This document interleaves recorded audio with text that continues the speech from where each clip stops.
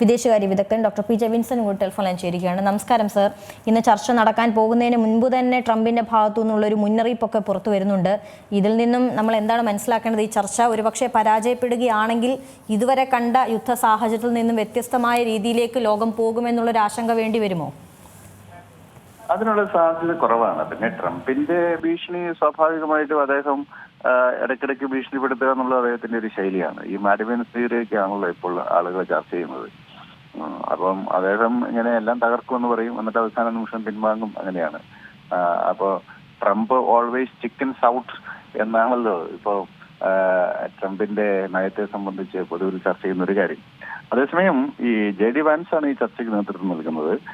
അദ്ദേഹവും ഇക്കാര്യം സൂചിപ്പിച്ചിട്ടുണ്ട്. If the Iranians were willing to negotiate in good faith, we are certainly willing to extend the open hand എന്നാണ് അദ്ദേഹം പറഞ്ഞിട്ടുള്ളത്. ഇറാനിയർ അവരെ യഥാർത്ഥത്തിൽ സമാധാനം അവരാഗ്രഹിക്കുന്നുണ്ടോ എങ്കിൽ അതിനോട് പോസിറ്റീവായി പ്രതികരിക്കാൻ അമേരിക്ക തയ്യാറാണ്.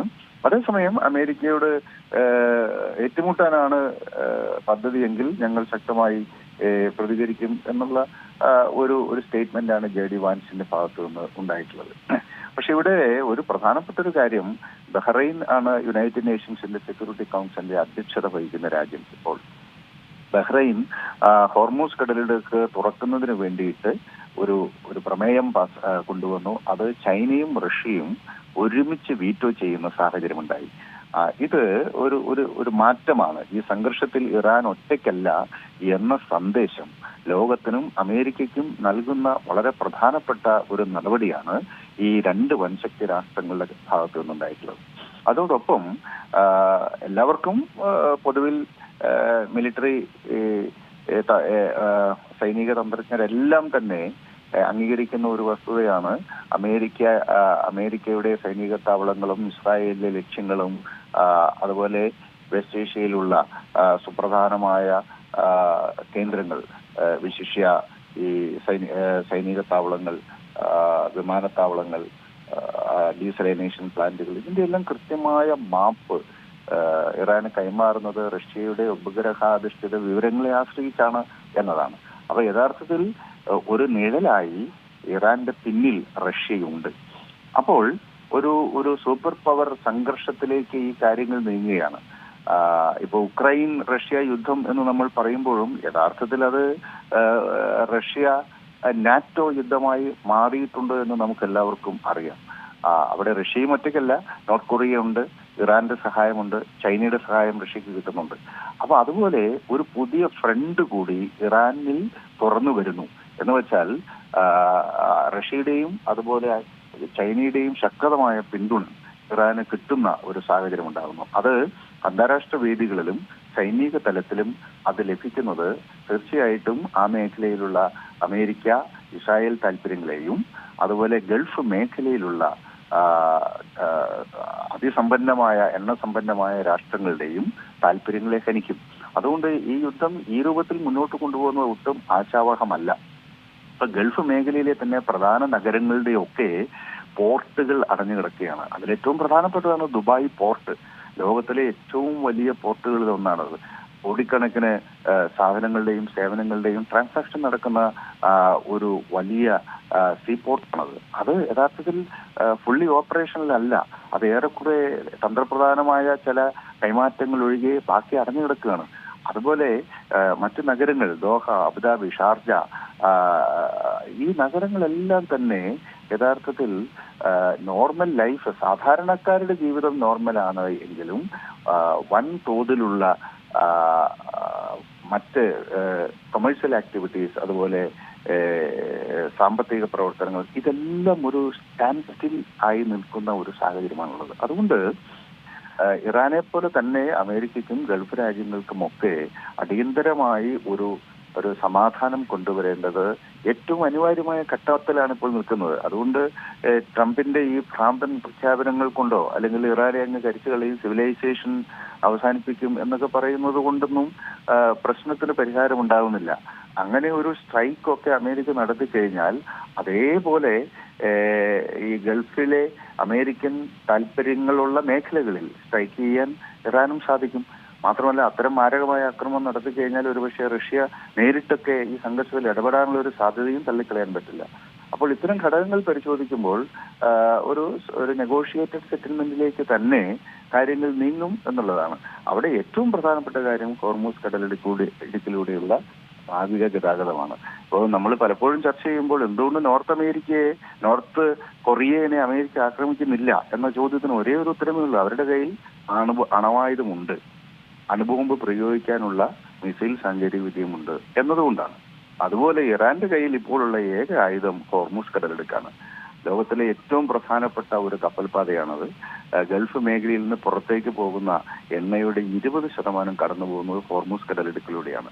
അപ്പോൾ ഈ ഹോർമൂസ് കടലിടുക്ക് നിലവിൽ ഒരു അന്താരാഷ്ട്ര ജലപാതയാണ്. അവിടെ ഇറാന് ഇപ്പോൾ നിയന്ത്രണമുണ്ട്, അത് അടച്ചിരിക്കുകയാണ്.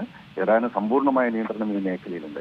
ഈ ഹോർമൂസ് ഇടുക്കിന്റെ മേലെയുള്ള നിയന്ത്രണം ഒന്നുകൊണ്ട് മാത്രമാണ് ഇപ്പോൾ ചർച്ചയ്ക്ക് പോലും അമേരിക്ക തയ്യാറായത് എന്നത് വളരെ പ്രധാനപ്പെട്ട കാര്യമാണ്. അപ്പോൾ ആകെ ഇറാന്റെ കയ്യിലുള്ള ട്രംപ് കാർഡ് ഈ ഹോർമൂസ് കടലിടുക്ക് മാത്രമാണ്.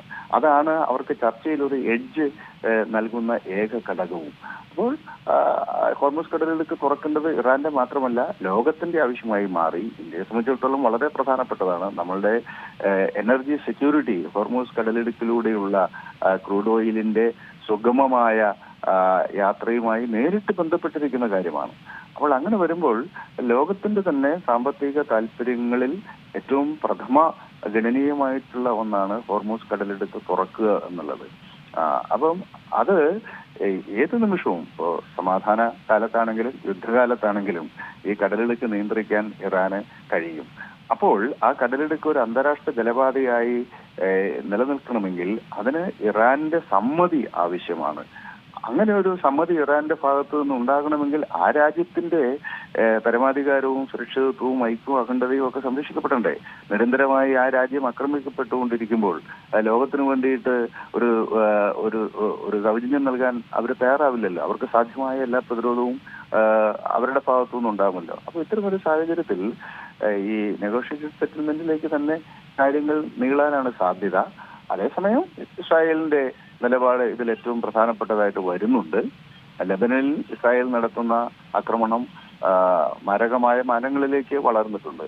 അവിടെയാണ് ഈ സീസ് fire commitment on all friends എന്ന് foreign മിനിസ്ട്രിയുടെ spokes person Ismail Baqi പറയുകയുണ്ടായി. അത് സൂചിപ്പിക്കുന്നത് ലെബനൻ അടക്കമുള്ള യുദ്ധമുന്നണികളിലെല്ലാം തന്നെ സീസ് ഫയർ വേണം.